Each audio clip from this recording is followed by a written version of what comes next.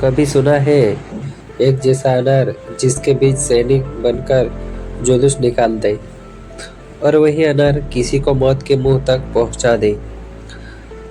बहादुरगढ़ की दो रानियों की ये कहानी सिर्फ सौंदर्य और प्यार की नहीं बल्कि लालच और विनाश की भी है। तो तैयार हो जाइए क्योंकि आगे जो होने वाला है आपकी रूह कांप जाएगी। बहादुरगढ़ नामक राज्य जहाँ राजा की दो रानियां थी। बड़ी रानी साधारण मगर दयालु थी, जबकि छोटी रानी बेहद सुंदर और इसी कारण राजा का प्रेम उसी पर अधिक था। लेकिन एक दिन छोटी रानी के कहने पर राजा बड़ी रानी से नाराज हो गया। आहत होकर बड़ी रानी महल छोड़ जंगल की ओर निकल पड़ी। वो अकेली आंसुओं में डूबी नदी किनारे अनार के पेड़ के नीचे बैठी थी। तभी एक परी प्रकट हुई। परी ने कहा, रानी दुखी मत हो, जैसे मैं कहती हूँ वैसा करो। 3 डुबकी लगाओ और फिर इस पेड़ से एक अनार तोड़ो।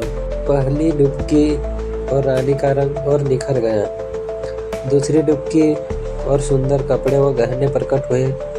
तीसरी डुबकी और उसके बाद लंबे घने और चमकदार हो गए। रानी ने अनार तोड़ा और उसके बीच सैनिक बनकर निकले। उन्होंने पालकी बनाई और रानी को महल तक पहुंचा दिया।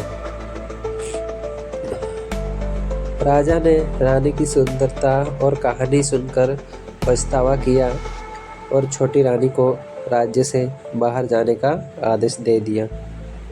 छोटी रानी ने भी परी से वही वरदान मांगा। 3 डुबकियों के बाद वो पहले से भी सुंदर हो गई, लेकिन फिर उसके मन में लालच आ गया। उसने और डुबकियां लगानी शुरू कर दी, पर लालच ने उसे विनाश दिया। उसके कपड़े फट गए, गहने गायब हो गए, बाल झड़ गए और शरीर पर दाग धब्बे भर गए। फिर उसने अनार तोड़ा, मगर उसमें से सैनिक नहीं, एक विशालकाय सांप निकला और उस लालची रानी को निगल गया। छोटी रानी का लालच उसका सबसे बड़ा दुश्मन बन गया। जहाँ बड़ी रानी को मिला सौंदर्य और सम्मान, वहीं छोटी रानी को मिला विनाश और मौत।